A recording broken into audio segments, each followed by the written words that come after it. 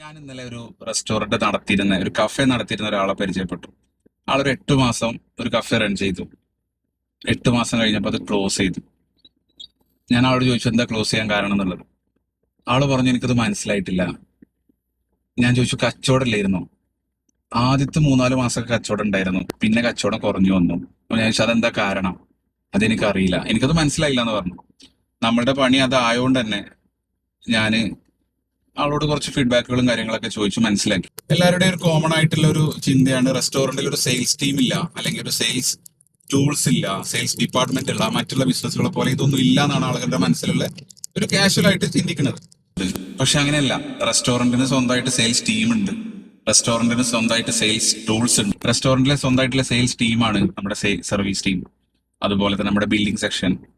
Sales tools ആണ് നമ്മുടെ menu, അതുപോലെ തന്നെ നമ്മുടെ പ്രൈസ് സെറ്റ് ചെയ്യുന്നത്, അതുപോലെ തന്നെ നമ്മുടെ കോമ്പോസ് ഒക്കെ സെറ്റ് ചെയ്യുന്നത്.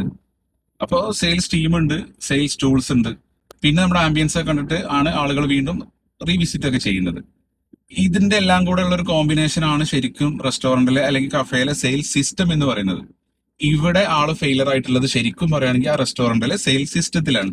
അവിടെ പ്രോപ്പർ ആയിട്ട് ഒരു സെയിൽസ് സിസ്റ്റം ഇല്ലായിരുന്നു. ഏതൊരു റെസ്റ്റോറന്റിലും ഒരു സെയിൽസ് സിസ്റ്റം വേണം. സെയിൽസ് ടീമും സെയിൽസ് ടൂൾസും ഒക്കെ വെച്ചിട്ടുള്ള ഒരു സെയിൽസ് സിസ്റ്റം.